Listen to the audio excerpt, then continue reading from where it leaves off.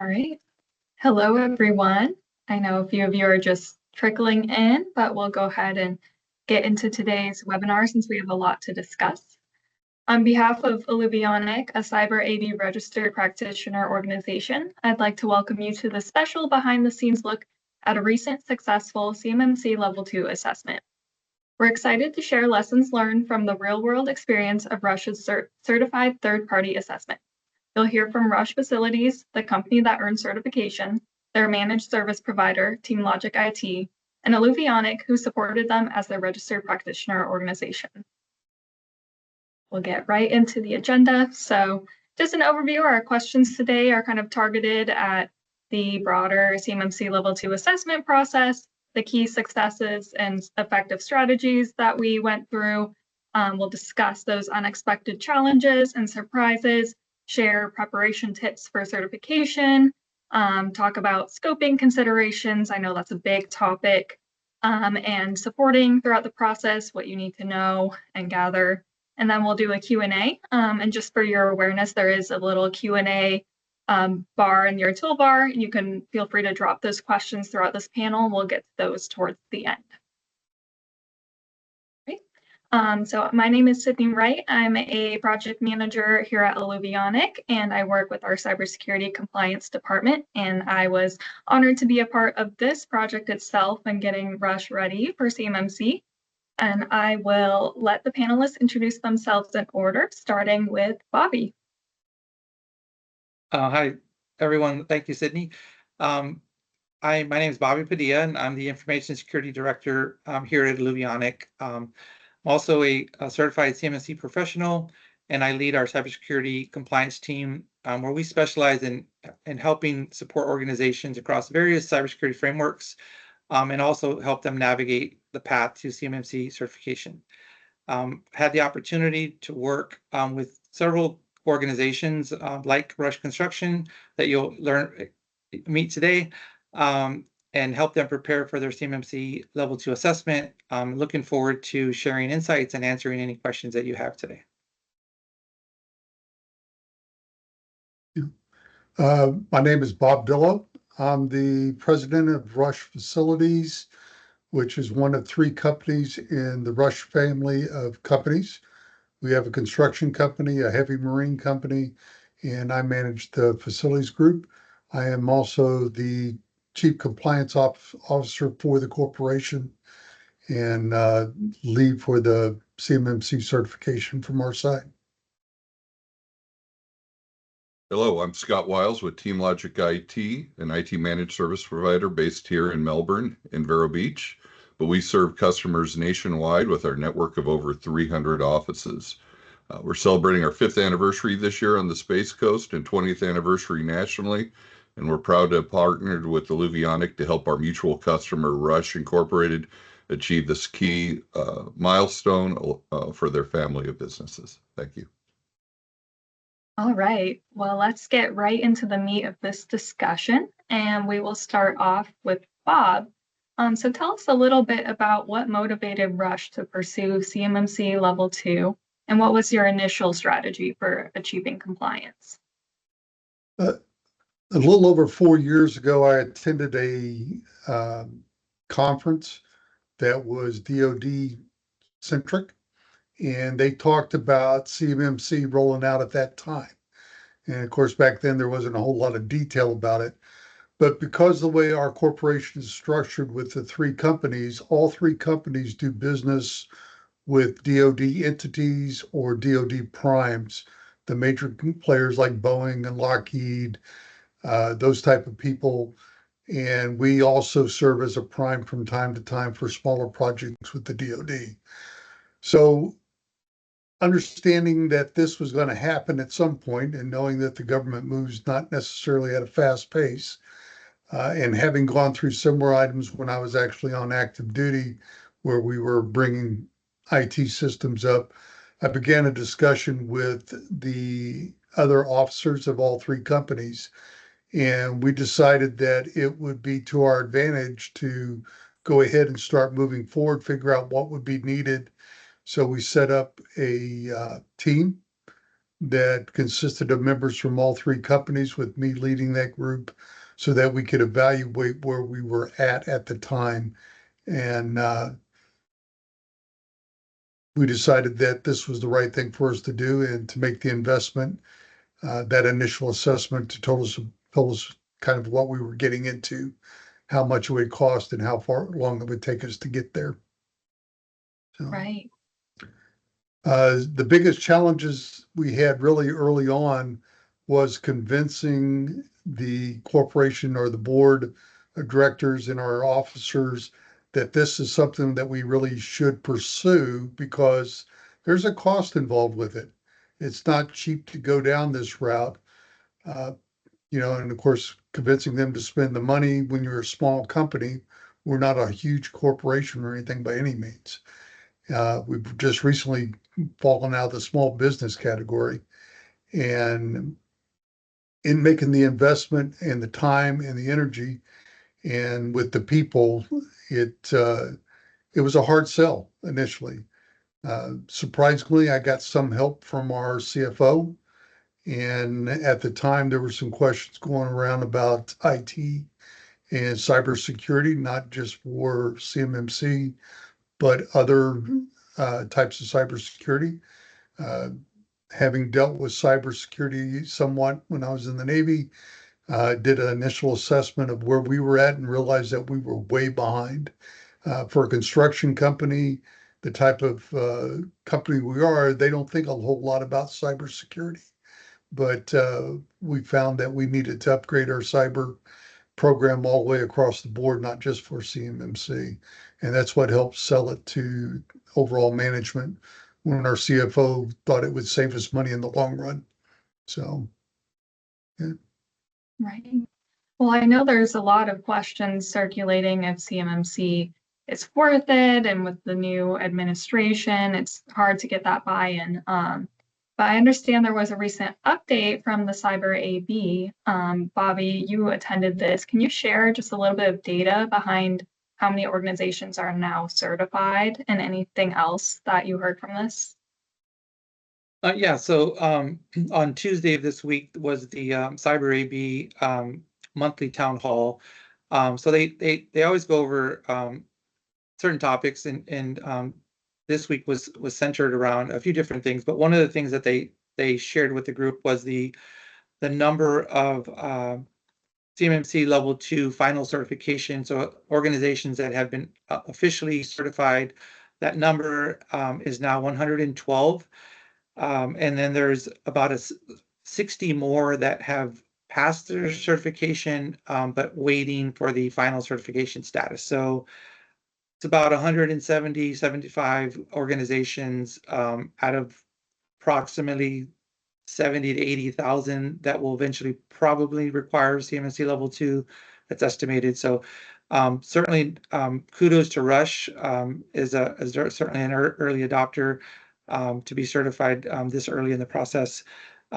With that said, there's also a shortage right now of certified third-party assessment organizations. There's 70 authorized. So again, lots of there's going to be some growth. There are a few other dozen that are waiting, whether their own certification themselves or finally for them to be authorized themselves. So that number should grow slowly, but certainly that's kind of what you're hearing. Or if you're hearing there's a queue already to get certified, there's a 4 to 6 month at a minimum wait time already. So certainly, as you continue to make your progress, and we'll certainly talk about more of that today, it's certainly not a time to wait. It's certainly time to embrace the challenge. Yeah. And with information still coming out, since this whole process is still new, and as early adapters, we're still learning things, even though we've kind of been through this. How did you structure or prioritize where to start with which practices to implement? Because I think that's a huge struggle with approaching this effort. Yeah, so for Rush, kind of Bob mentioned, they 4 years ago or so, right? So we've been working with Rush for several years now, and I think we started with a a gap assessment, and kind of really just identifying and baselining their organization, finding out their strengths and their weaknesses. And then at that point, we created like a risk-based approach, like a strategic risk-based approach to remediation. We started with certainly we started with their CUI boundary and their scoping, to see what would be more critical as far as what's going to be in scope and what's going to not be in scope for the organization, because not every employee and every system is in scope at Rush currently.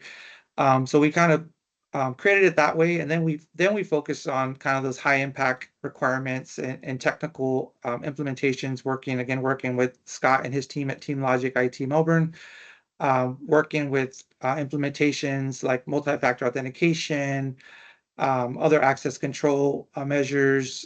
There was I think that at one time there was a gap with perhaps some auditing, audit and logging capabilities. So we centered around some of those more high risk areas, and then we just started chipping away at it, and it certainly took some time, but we were really happy with the outcome. Right. And as you've emphasized, this is a huge effort for the whole team. And at Alluvionic, we've worked with several MSPs going through this process as well, supporting their customers. So, Scott, can you tell us a little bit about what services or controls you were responsible for managing during this effort? Sure. So when you look at the controls, Bobby had pointed out the symmetry to me that there's an awful lot of, define a control or define a policy and then implement the policy, right? So we were primarily focused on the implementing portion of that. So if you've got a password policy that says, you're going to lock an account after so many times, well, we're going to implement that, right? If you say you're going to patch your systems at a certain frequency, we're going to implement that.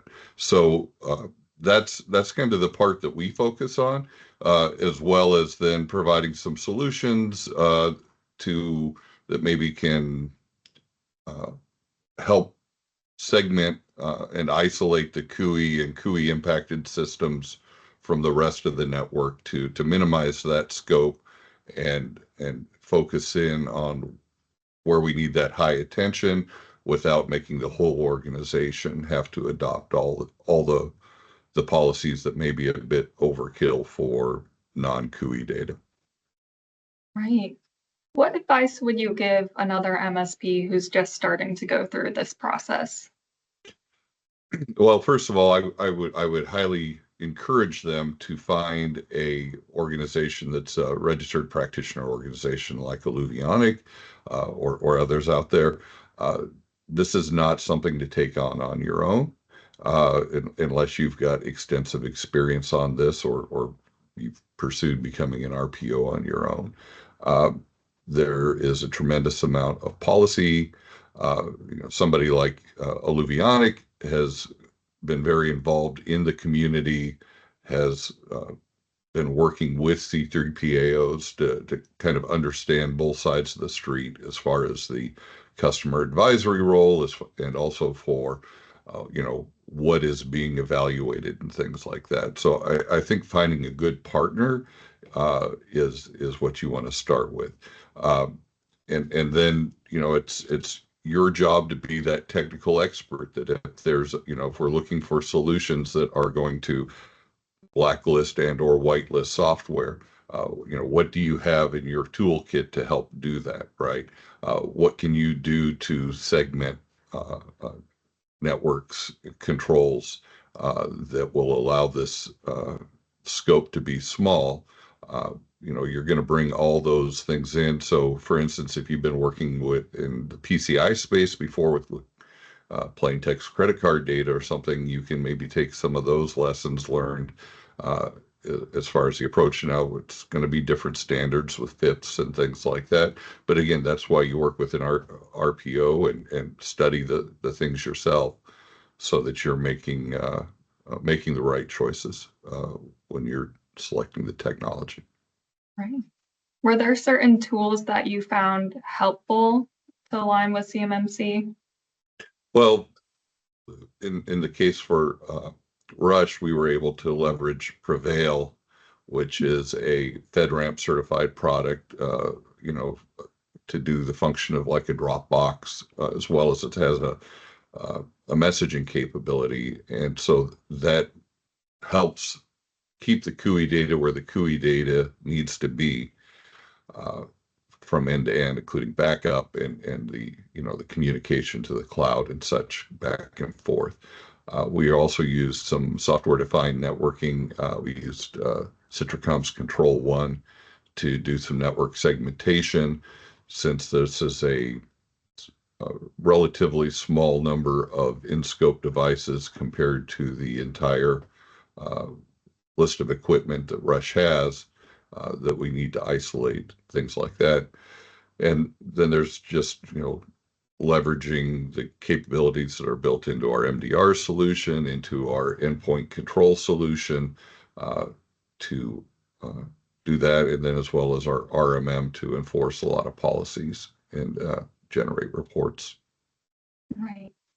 Like what you said there, I think scoping it's a huge part of this, and it has to be done up front. So I know, Bobby, you were part of this process early, and what unique considerations or evidence did you find were required for enclave-based controls? Yeah, so when we learned that Rush, like Scott said, a kind of a small number of people and devices were going to be processing, storing, and handling CUI, we decided to pursue an enclave-based approach versus an enterprise, the entire organization. So we looked at some different, and also what's important is the type of information that Rush handles as well. Was it going to be suitable for a cloud service provider, a FedRAMP authorized cloud service provider? So we introduced them to, I think, a few different options, and Prevail was selected, and they're very popular in the space right now. So we focused on Prevail as the authorized storage repository for the CUI that Rush is responsible for safeguarding. But nonetheless, you still have to have a boundary, right? You still have to have a clear enclave boundary defined. So identifying all your systems, all your users, and what those data flows are, that's going to traverse to Prevail. Also controlling access to CUI and Prevail. So just like any other system, you have controls and role-based access, and there are different types of configurations in Prevail to restrict and authorize only select users and devices. So again, using TeamLogic's expertise there, and then also the help of the Prevail support team, we're able to configure their environment, their Prevail cloud environment, to make that secure. Additionally, what's really important as well is, as a FedRAMP authorized cloud service provider, Prevail has been assessed by the FedRAMP controls. So they have a FedRAMP moderate attestation that is provided to you. That was provided by Rush from Prevail in advance of their assessment. That shows the assessment organization a lot about the security and the controls that are already implemented by Prevail. So that helps the assessment go much smoother as well. So we weren't asked to show how Prevail is encrypting data. That was already assessed through a third-party assessment through their own FedRAMP. So that was something that was really helpful for Rush's assessment. Right. And I think we've reiterated kind of what a team effort this was, and Rush had TeamLogic and they had Alluvionic, but there's obviously this huge organizational change element to it internally. So Bob, how did you approach internal resource allocation, and did you assign a dedicated compliance team? To start with, we looked at what was going to be needed we talked with a couple different organizations such as yourselves and TeamLogic, picked that team, and then we did the initial assessment that Bobby talked about to figure out what we needed. After that is how we determined the resources. I got picked because I actually spoke to IT at some point, so I got put in charge. Where, as most people in construction companies, they're not cyber oriented kind of thing. So what I did is I asked each of the other companies to give me one or two people from their companies so that we could use them as the go-between, people that would know how what we wanted to change or what we needed to change to become compliant would impact those companies.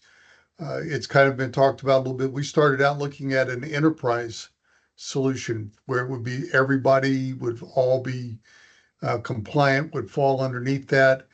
And when we first started this 4 years ago, our company was less than 50 people.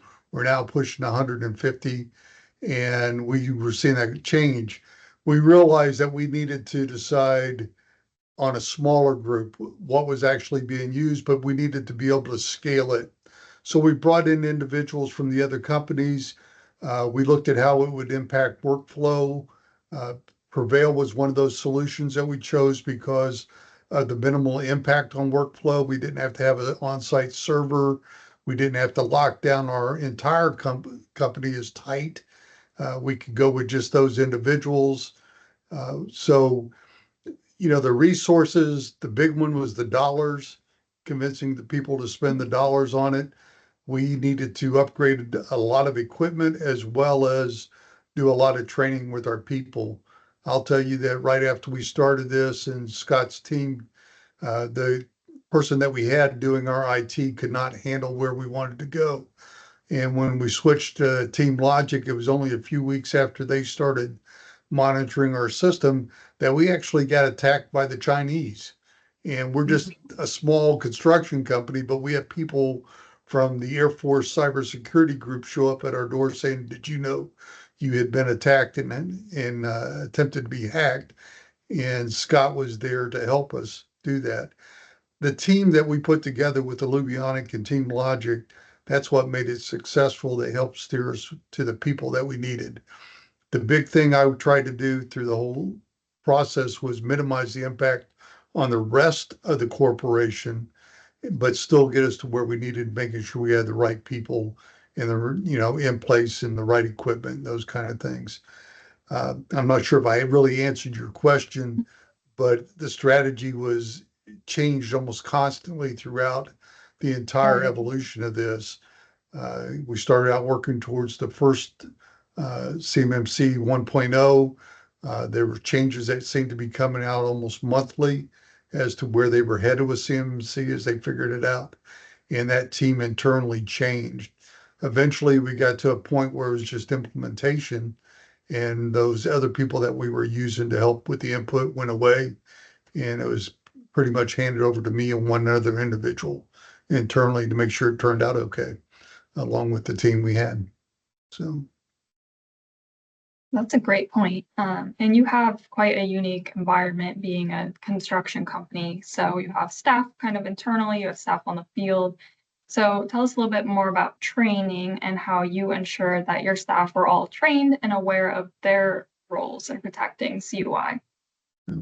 one of the things that we tried to do throughout this whole process um, was not make it CMMC focused, but cybersecurity focused. And we implemented a lot of items pertaining to that are required for the CMMC certification that just made good cyber sense. So it involved some groups training internally, some training done by Alluvionic, some training done by TeamLogic. Uh, we put out regular training and test uh, emails where they have to go in and do a little training session and answer some questions. I would ask questions. I didn't, point things out. Those people that helped me initially from each of the companies, the different companies, were responsible for bringing that company up to speed on some of the things that we were rolling out at the time. Just real communication out there and making sure that those people that were actually touching it, and as was said, we are multiple locations up and down the east coast of Florida, and different levels of need of cyber. Some people do nothing but work on their cell phones, where other ones are on the computers and they're dealing with drawings, they're dealing with the actual CUI. So the training and everything was done as needed. That's part of what our plan was, is that by going to the enclave, we could scale up and scale down as needed so that we didn't have to make sure everyone was current with CUI, keeping an entire organization, unless they work with it every day, familiar with what CUI is, what their responsibilities are and everything is difficult. So we decided on a as needed training kind of program for those CUI users. We would train everyone on the general. If they saw a CUI, they knew what to do kind of thing. But to actually handle it and all, those are the people that are in that small enclave. And when the project's finished, they'll come out of that enclave, we'll clean it up, and as new ones come on, and this will allow us to expand as CMMC's rolled out more and more underneath contracting to grow within that as we can. Mhm. I think you highlighted some great points there. I think there's a lot of misconceptions that CMMC is focused mostly on what IT is doing and those sorts of controls. It really is a whole organizational effort. And a lot of that, everything needs to be in place before you even go through that assessment, because you're going to be submitting documentation up front. And so I know I was part of this process too. But Bobby, how did you help guide Rush in preparing artifacts and evidence to satisfy the assessor? And what advice would you give to a company that's starting to get everything in order and maybe has already done a gap analysis, but is taking those next steps?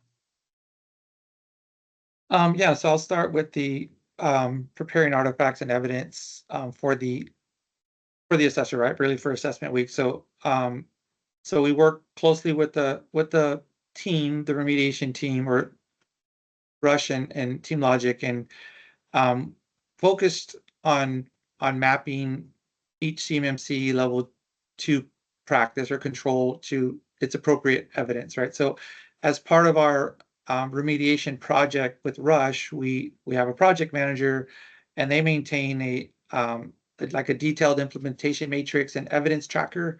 And again, all that maps back to each of the 110 security controls. So that includes artifacts, policies, procedures, anything that's would be required for the assessment. We would capture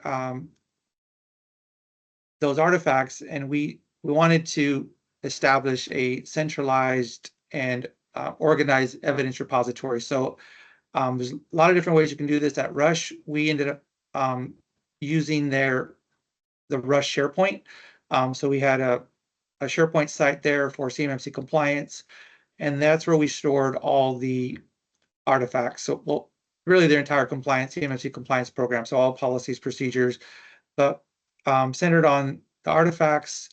That's where we stored them. We they were organized by control family, by control name. And then that allowed us to ultimately, when it came for assessment time, which of course, before the assessment, the certified third-party assessment organization is going to request certain number of artifacts to include your system security plan, all your policies and procedures, amongst some other things. Various C3PAOs are going to request some more than others, at least before the assessment week. But nonetheless, we had everything in one place, easily identifiable. So when the time came to upload that to the C3PAO, either before the assessment or during the assessment, we had it already available.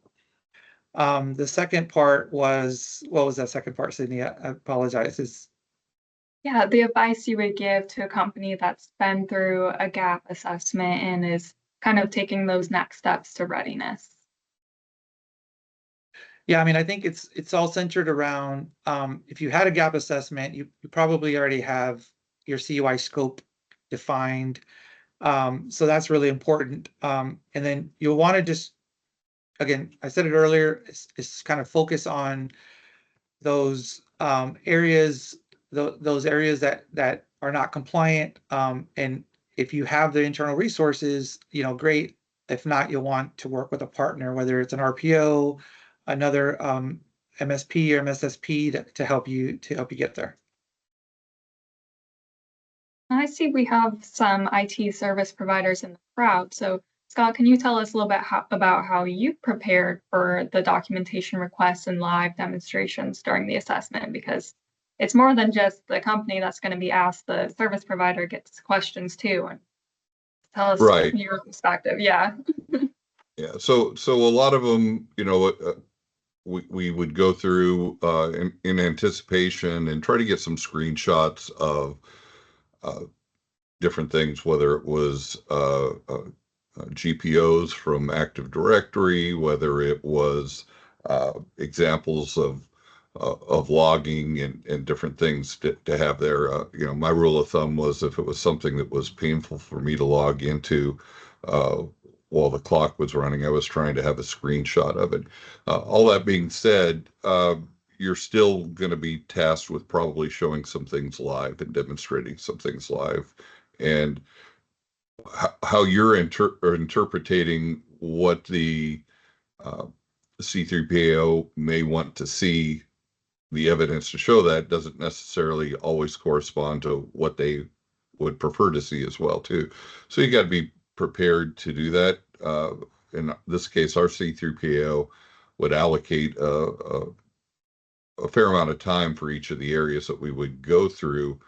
And we were, I don't he was, I think he was pleased that we were prepared for it. Part of it being not our first time through it, but also being just kind of pre-logged into certain things. And again, if the control says something needs to be defined and then something needs to be implemented, they're going to want to see that definition, whether that's a policy or the SSP or wherever that's defined, and they're going to want to probably see some evidence that it's been implemented. So let's go out and understand how we're going to demonstrate that. And we did a lot of that in advance with some mocks, with the team and all that for different areas to make sure that we were prepared to do these things and understood what our best consensus of what that evidence would look like. Right.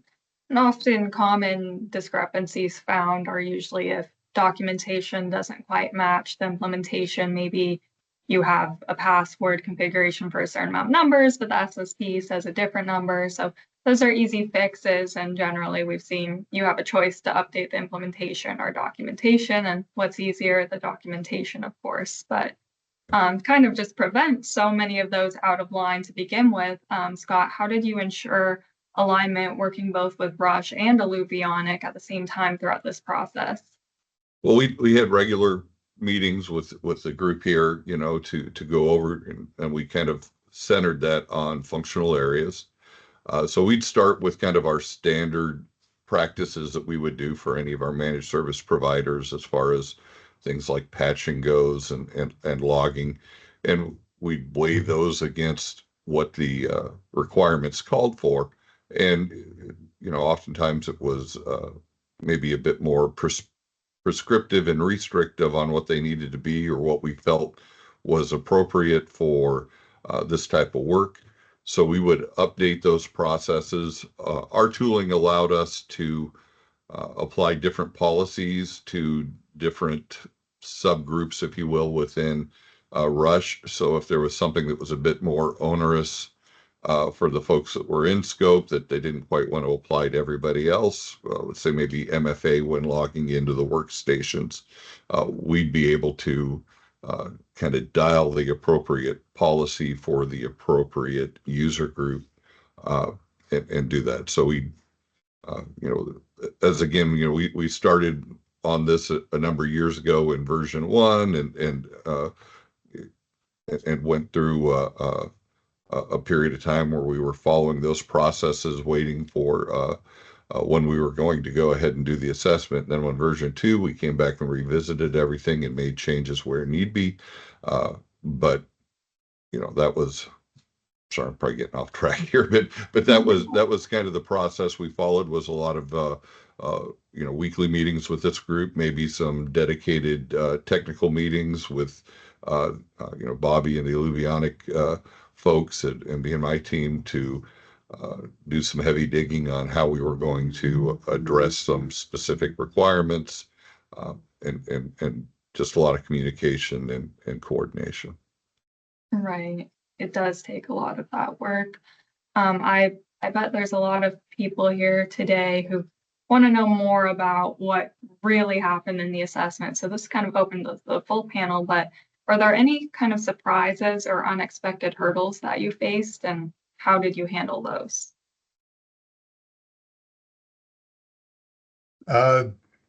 There were unexpected hurdles throughout the whole process, Naturally. but Right. it's working with each of the team, knowing what you want and having that plan. And working with TeamLogic and Alluvionic, we were able to put together a plan. Scott and I worked quite a bit as we upgraded our infrastructure, as well as going out to the team and providing that training we talked about earlier in small doses that they could take, and then making sure that everything happened.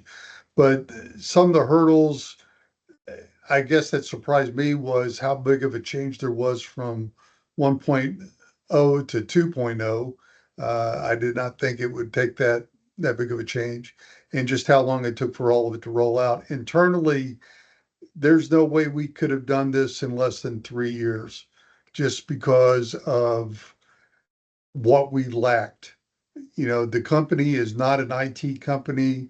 It's not heavily IT related. It, even though we've got some young people in the company, most of the senior people that are managing construction projects and those type of things, we struggle to get them to use a tablet at Right. times, let alone, stay compliant with CUI, teaching them that they can't just leave drawings at a job site out if they're labeled CUI, that anyone can look at them. They have to control them. Those kind of things like that, not just the cyber part of it, but the physical control of CUI when it's printed out, what they do.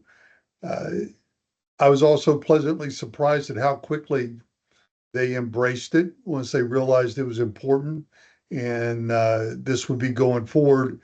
The officers in the company, once they saw the benefits to it, they realized it was not just us getting ready for CMMC, but hardening the whole company is cyber. And I can't emphasize that enough, is talking about a cyber plan, not just a CMMC plan. The more that you can do to harden the entire organization, and if you're going to go the enclave route like we did, it just makes things a whole lot easier.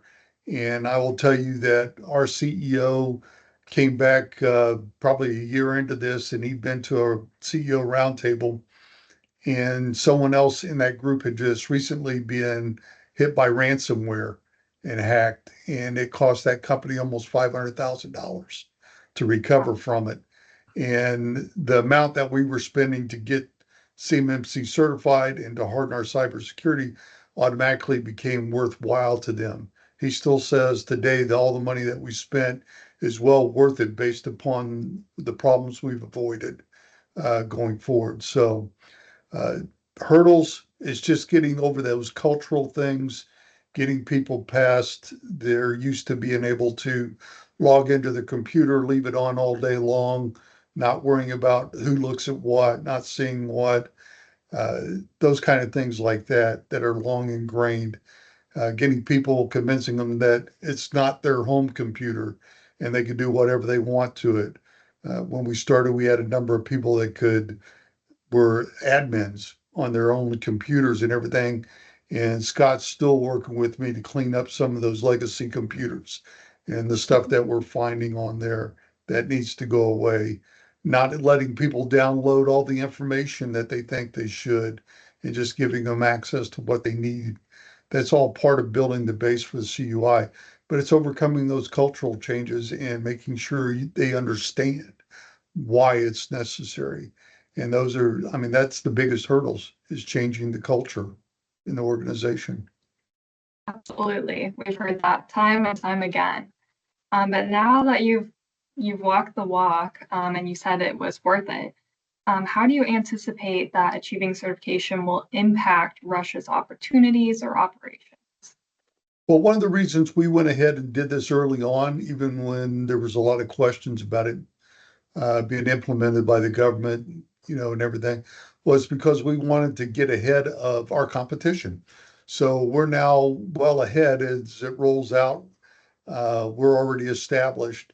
And because we do work with a number of DoD organizations and with quite a few primes that are DoD primes, we're already being asked where we stand in our CMMC process. We're already being asked when we would be able to do that. And now we can stand up and say, we're ready. And it surprises some of these people because they haven't even started or they're nowhere close. And we expect that at some point, this is really going to pay off for us in the next year or two, where we'll be able to pursue work that our competitors can't. Like I said earlier, we're not a large business, and most of our competitors just don't want to or can't afford to invest in becoming CMMC certified. And with all three of our companies basically going through the process and us being able to scale up and scale, as we need to, we can bring all three companies into play. My company specifically, we're HVAC, electrical, plumbing, all that stuff that makes a building go, but it's also necessary in order to renovate or build buildings for the DoD. And if there's CUI involved, finding subs that can handle, especially smaller projects. And when I say smaller, I'm talking 10 million and under for a construction project or something that will have CMMC. There's not going to be a whole lot of them out there. So we see it as a real advantage in putting us ahead of our competition. And, it's paid benefits already in cybersecurity outside of CMMC. But I can tell you that my company alone, the facilities has been asked by at least 7 DoD contractors that we work with, prime contractors, the big ones, L3Harris, Boeing, Lockheed, where we stand and when we can be certified. So it's already opening doors for us. Great to hear. And as you know, CMMC is not a one and done deal, that you do have to get reassessed every 3 years. So tell us a little bit about how you plan to maintain this level of compliance moving forward. As we went through this process, one of the things we wanted to make sure, because we knew we would have to recertify and it would be going on. And for me, I hope to retire in a couple of years. So the next time we go through certification, it'll be someone else. So helping set them up so that it's easy, or that they can do it the same way we did got through the process, no real findings or anything, and we're done, and to have it look the same way next time. So there were some tools that we're taking on, and one of them was recommended by Alluvionic, and it was to help us track our ongoing monitoring and assessments, audits, those kind of things of all of the required practices we have to meet. And Alluvionics helped us set that up. It's set up on an ongoing basis. I get notified. They're assigned to their appropriate people to get done. We can oversee to make sure that those are happening and we stay current. The other process that we've kind of had in place is we bring in Alluvionic periodically and, to help us do self-assessments, to do an independent look at it. And again, there's a cost to that, but for us, the hours we would spend trying to do something like that having a third party come in and do it, really makes sense to us to help make sure we're in compliance. We don't deal with it every day. And these people do, Alluvionics, TeamLogic. Scott's with us all the time. Him and I talk on a regular basis. And that's everything from the network up, not just CMC compliance, but he helps keep us current. And I read about what's going on, what the changes are, to make sure that if we need to bring in somebody to help us, we bring in those people to help us. But going forward, my intent is to have Alluvionic come in and help us do a periodic assessment. And then prior to the next certification, we'll go through what we just did in the last few months and make sure everything's there, everything's where it should be, and that we haven't missed something internally. So, Right. Well, we look forward to it, and we know that that regular dedicated effort certainly makes it easier down the line rather than having to catch up with things. I think that kind of concludes our main panel discussion. We have time for some Q&A. If there's any, please feel free to drop them in the chat. Let us see. So we have one. What would you do differently if you had to start the CMMC journey over again? I don't know. I don't know that there's anything we would really do differently. You have to look at where you're at. You have to do that assessment, and then you have to create a plan. And this was something new for everybody, not just new for Rush. This CMMC is still being figured out. So I don't know that there's a lot differently that we would have done. We may have chose to go with the enclave from the start instead of trying to do the entire enterprise because it wasn't needed. There are some things like that we may have focused on, but there's not a lot that I would have done differently than what we did. Sure. We have a more technical question for Bobby. Is a wire diagram or narrative focused better? How detailed does it need to be? Example, level 2 with processes for data down to a file server, or level 3 that details data processes to an SCSI array and LUN. Also curious, as a data starting point, do we need to identify a process from each categorized external source or just a single external data with an ingress process through the firewall? All right, Scott and Bobby, both. I know the words. Yeah. I'll start with the data flow diagram. So I'm not muted, right? Sorry.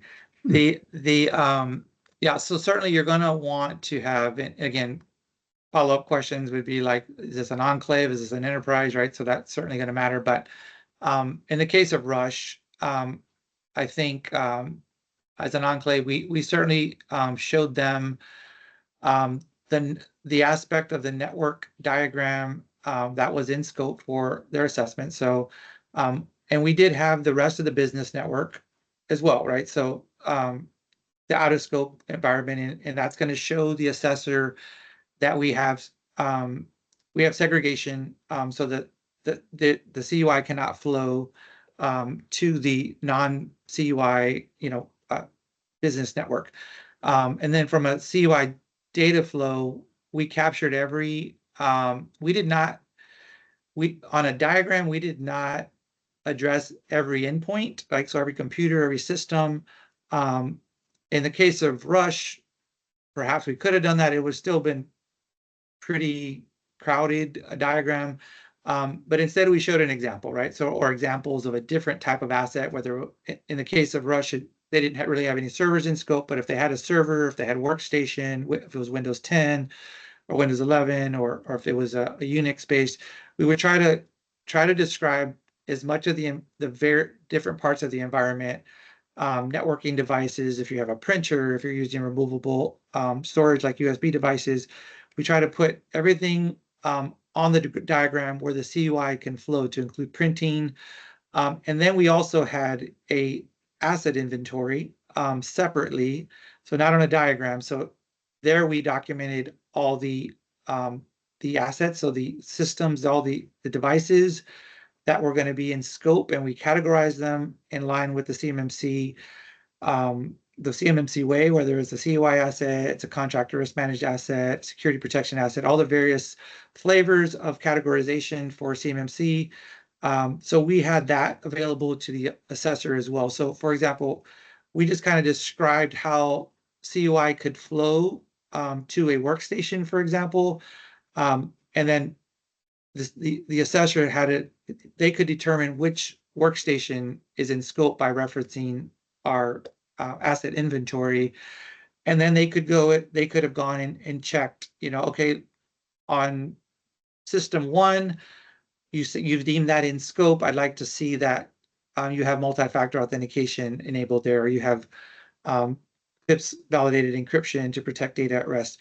So those are examples. So no, we did not put everything on a CUI diagram, but we did put every path of possible flow that was authorized on the diagram. Right. Yeah, I would just add that I think part of the segregation bit is, and limiting that scope is we were very much a devices in scope or devices out of scope. For instance, we were using cloud storage, but I would not want to have a file server that has in scope data on it and it has other folks that are coming on who have no need to see that, right? That's going to open up a big can of worms, right? So I do like the SCSI and LUN references because I'm an old Unix guy who had to tune those things for databases and all that. But we would not break it down to that level. We would want to keep it at an OS level and just limit. These are folks that are in scope, have a need to have access to this, and these are folks who don't. And I think, as Bobby was saying, rather than talk about every potential source, we would talk about the method. Does it come in via an email? Does it come in via a website download? Does it come in via a thumb drive, right? And focus on those flows versus it came from an email from party A, party B, party C. Right. We have another question for you, Scott. Was TeamLogic required to be CMMC certified to help Rush achieve CMMC certification? No, we were not. So some of that comes down to the choices we made again on the segregation. So, for instance, we, some MSPs may choose to have their own backup infrastructure at a co-location facility. And if you are now backing up CUI data to your facility, congratulations, your backup facility is now in scope and is open to interpretation and that portion will need to pass that, right? So by using a tool like Prevail, which also allows that even though we can help Bob administrate that with our own named account, we do not have access to the CUI data on the platform. Again, those type of things allowed us to stay out of being in scope and needing to be certified. Now, there were other things, I have to make sure that all my staff that's involved has background investigations, that we have traceability and logging capability of who's accessing what when, to be able to satisfy a lot of the requirements. We have to follow the appropriate procedures when we're coming in, when we're making changes and all that. But we did not have to go through a CMMC assessment. Yeah, and that was actually a really big topic for the town hall this week. So by the final 32 CFR rule, that external service providers, if you're not processing, storing, or transmitting CUI, then you do not require to be certified, right? So in this case, TeamLogic is not doing that. So therefore, only some of their practices were accessible, right? So as Scott mentioned, a couple things. One thing he did mention was the way that was looked at heavily and scrutinized, and was how they access an in-scope system, right? Remotely, they're obviously doing remote privilege access. That's a requirement for multi-factor authentication.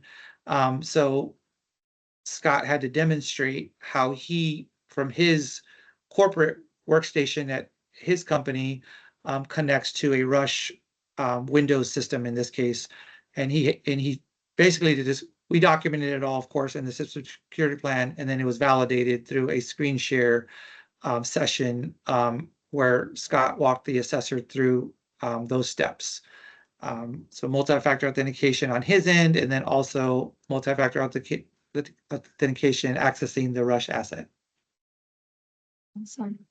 Well, I want to be respectful of everyone's time. We're nearing the hour, so any other questions, feel free to reach out to us directly. We'd be happy to talk you through this, but we'll go ahead and do a quick wrap up, just to give an overview about each company that was here today. So Alluvionic, we are a project solutions company. We are an 8A woman-owned small business. We've been around for a little over 12 years now. We are ISO 9001 certified. We are a PMI authorized training partner, CMMI Institute partner, and as you've heard several times today, a cyber AV registered practitioner organization. And we do have 6 service lines. Outside of cybersecurity, we do offer project management support, product development, process improvement, training, or government services. So feel free to reach out if you are curious about any of those. And I'll give it over to Scott if you want to share anything else about TeamLogic or yourself.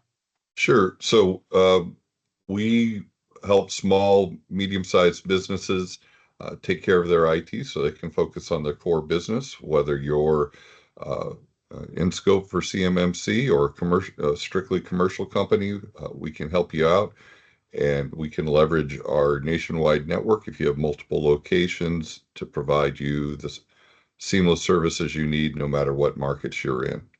Thank you very much. And Bob? Yeah, we are a construction company with over 40 years of experience. Rush Marine can do heavy marine, piers, marinas, Port Canaveral, Jacksonville, Tampa. They're all over the state. Rush Facilities is a licensed HVAC, licensed electrical, licensed plumbing, licensed contractor. We do a lot of renovations and work, ongoing maintenance, those type of things, full service provider. We're here if you need us, and we're CMMC certified. So That's right. All right. And one final note, if you enjoyed today, we have another opportunity for you on June 25th from 9 to 11 a.m. Eastern Time. The EDC of Florida Space Coast and Alluvionic are hosting an in-person panel. So kind of limited to you, those of you in Central Florida, unless you want to take a vacation, we totally welcome you. But they'll be doing another discussion on CMMC Level 2 with local leaders who have either achieved certification or are in the final stages. So we'd love to see you there. And we'll be sure to send a recap email with all the info from today, perhaps answer a couple of those questions we didn't get to. And feel free to reach out to any of us if you have any questions. Thank you again for being here today.